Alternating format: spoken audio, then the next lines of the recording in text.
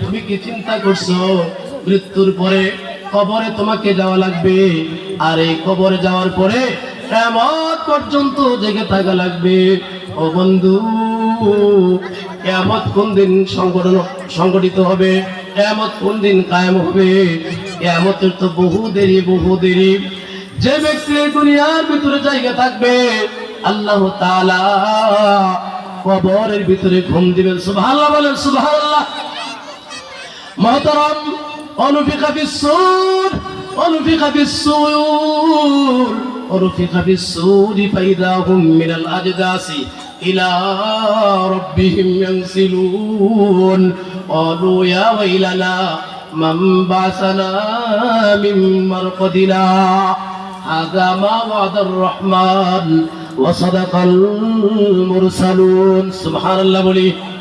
যারা দুনিয়াতে জায়গা থাকবে, যারা সচেতন থাকবে, যারা গুনাহ করবে না, অন্যায় করবে না, জুলুম করবে না, যুবকের রাত্রে জায়গা মোবাইলের মাধ্যমে অশ্লীল কোনো জিনিস দেখে সময় কাটাইবে না, ইবাদত বন্দেগী করবে, আল্লাহ তাআলা এই ইবাদতকারী বান্দাকে, এই যাকিরিন বান্দাকে, এই শাকিরিন বান্দাকে, এই মুহিব্বিন বান্দাকে কবরের ভিতরে আল্লাহ ঘোষণা করবে, ও ফেরেশতা, আমার এই বান্দাকে ঘুমের ব্যবস্থা কইরা দাও। সুবহানাল্লাহ বলি।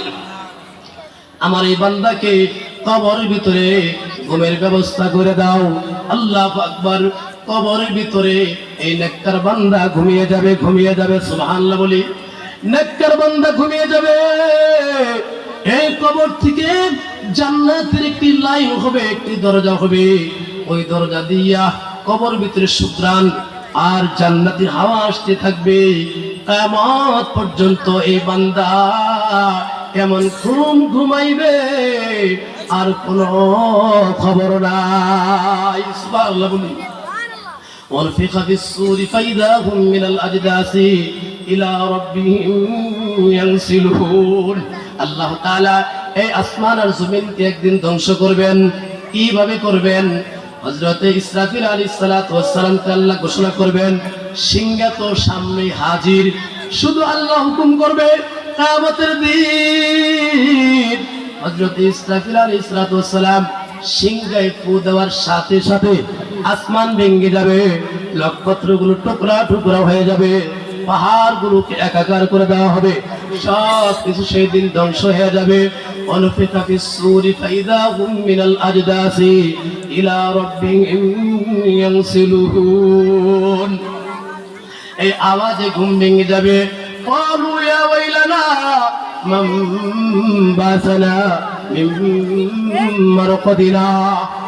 যারা কবরের মধ্যে ঘুমিয়ে যাবে, তারা ঘুম ভাঙার সাথে সাথে, ঘুম ভেঙে যাওয়ার সাথে সাথে বলবে, হায়রে, এই মাত্র ঘুমাইলাম, এই মাত্র ঘুমিয়ে গেছি, আমাদের আরামের ঘুমকে ভেঙে দিল। এত সুন্দর আরামের ঘুমাইছিল, এই মাত্র তো ঘুমাইলাম, অথচ একটা ঘুম হাজার হাজার বছর চলে গেছে। সুবহানাল্লাহ। কবরবাসী যে ঘুমিয়ে যাবে, ঘুমন্ত ব্যক্তির ঘুম ভেঙে যাবে আর বলবে, আমাদের ঘুম কে ভাঙাইলো, কে নষ্ট করলো? হাযা মা ওয়াদার রহমান। এটা আল্লাহ পাক রব্বুল আলামিনের ওয়াদা, রহমানের ওয়াদা। নবীরা বলেছিলেন, মুরসালিনরা বলেছিলেন, কিয়ামত হবে, হাসর হবে, মিজান হবে, পুলসিরাত হবে। আজকে সেই কিয়ামতের দিন, আজকে সেই কিয়ামতের দিন। হাযা মা ওয়াদার রহমান। এটা রহমানের ওয়াদা। রহমান ওয়াদা করেছেন কিয়ামত হবে। আজকে সেই দিন, কিয়ামতের দিন। ওই কিয়ামতের দিন তাদের ঘুম ভেঙে যাবে। সুবহানাল্লাহ। মুহতারাম ভাইও, আমরা যারা আসছি, একটু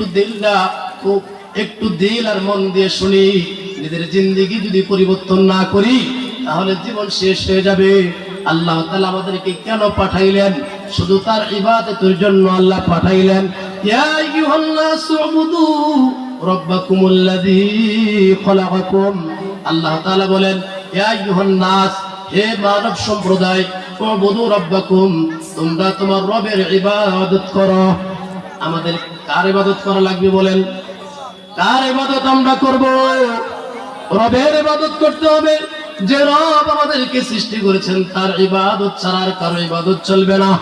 এই জন্য তো সূরা ফাতিহার মধ্যে একদম পরিষ্কার, আমরা যখন নামাজ পড়ি, নামাজের মধ্যে সূরা ফাতিহা পড়ি, মোটামুটি সকলে জানি ইয়্যাকা না'বুদু, আমরা ইয়্যাকা না'বুদু, আল্লাহ তোমার ইবাদত করি, ওয়া ইয়্যাকা নাস্তাঈন, এবং তোমার কাছে সাহায্য চাই। ইবাদত কার করি বলেন?